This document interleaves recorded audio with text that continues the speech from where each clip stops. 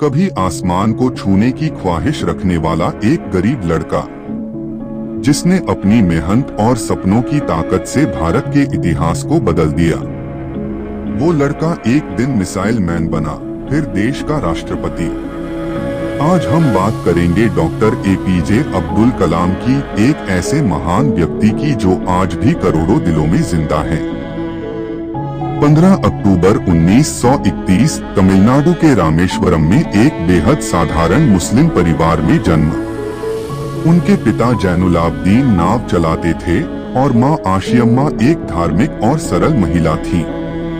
परिवार की आर्थिक स्थिति बेहद कमजोर थी। बचपन में अब्दुल कलाम ने अखबार बेचने का काम किया ताकि परिवार की मदद कर सके, लेकिन उन्होंने कभी अपनी पढ़ाई से समझौता नहीं किया। जब हालात कठिन हो जाएं, तब सपनों को और मजबूती से पकड़ो। उन्होंने श्वार्ट्स हायर सेकेंडरी स्कूल से प्रारंभिक शिक्षा प्राप्त की, फिर सेंट जोसेफ्स कॉलेज त्रिचिरापल्ली से भौतिकी में स्नातक की डिग्री ली। इसके बाद पहुंचे मद्रास इंस्टीट्यूट ऑफ टेक्नोलॉजी। यहीं से उन्होंने एरोस्पेस इंजीनियरिंग की पढ़ाई की। निट में उन्होंने अपने प्रोजेक्ट्स से प्रोफेसरों को इतना प्रभावित किया कि कहा गया, यह छात्र एक दिन देश के लिए कुछ बड़ा करेगा। 1960 में डीआरडीओ में नौकरी की शुरुआत, फिर इसरो में शामिल हुए।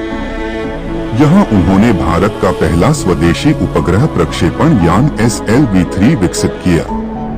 1980 में इसी रॉकेट से रोहिणी सैटेलाइट को कक्षा में स्थापित किया गया। यह भारत के अंतरिक्ष युग की ऐतिहासिक शुरुआत थी।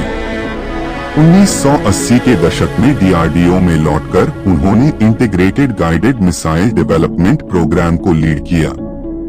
इस मिशन के तहत भारत ने अग्नि, पृथ्वी, त्रिशूल, नाग, आकाश जैसी अत्याधुनिक मिसाइलें विकसित की। एक दिन ऐसा आएगा जब भारत अपनी रक्षा के लिए किसी और पर निर्भर नहीं रहेगा। इन्हीं उपलब्धियों के कारण उन्हें मिला मिसाइल मैन ऑफ इंडिया का गौरव। हम शांति चाहते हैं, लेकिन अगर जरूरत पड़ी तो हम अपने आत्मसम्मान की रक्षा जरूर करेंगे। 1998 में पोखरण, राजस्थान में डॉक्टर कलाम की अगुवाई में हुआ भारत का दूसरा परमाणु परीक्षण। इस मिशन को अत्यंत गोपनीयता के साथ चलाया गया। अमेरिकी सैटेलाइट्स की निगाह से बचने के लिए सारी गतिविधियां रात में रेत से ढकी जगहों पर की गईं। 11 मई 1998 को 3 परीक्षण, थर्मोन्यूक्लियर बम, हाइड्रोजन बम, फिशन बम और सबकिलोटन बम। 13 मई 1998 को 2 और परीक्षण। कुल मिलाकर 5 परमाणु बमों का सफल परीक्षण हुआ। भारत ने पूरी दुनिया को दिखा दिया कि वह परमाणु क्षमता से युक्त परंतु जिम्मेदार राष्ट्र है। कलाम जी इस मिशन के तकनीकी नायक थे। अटल बिहारी वाजपेयी ने कहा था, हमने एक बार फिर इतिहास रचा है। भारत अब एक परमाणु शक्ति है।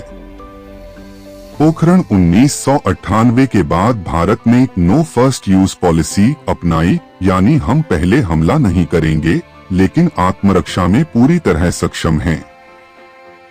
डॉक्टर कलाम को पूरे देश ने रणनीतिक योद्धा और वैज्ञानिक नायक के रूप में देखा। साल 2002 में वे भारत के 11वें राष्ट्रपति बने।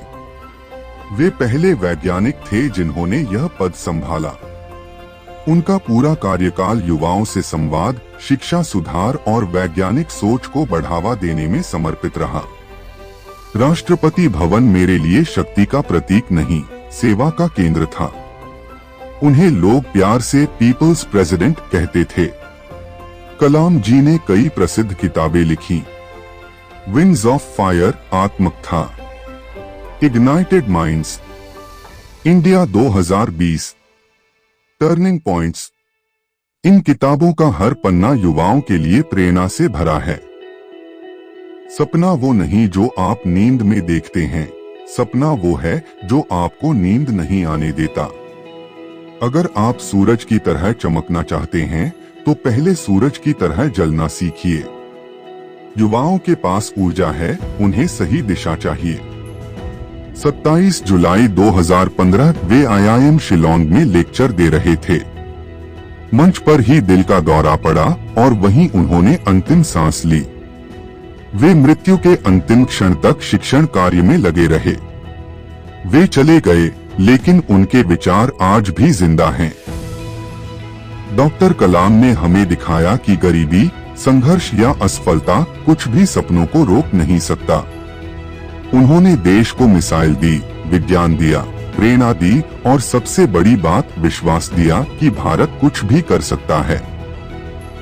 अगर आपको ये वीडियो प्रेरणादायक लगी हो तो लाइक करें, कमेंट करें और ऐसे ही महान भारतीयों की कहानियों के लिए चैनल को सब्सक्राइब करना न भूलें। जय हिंद।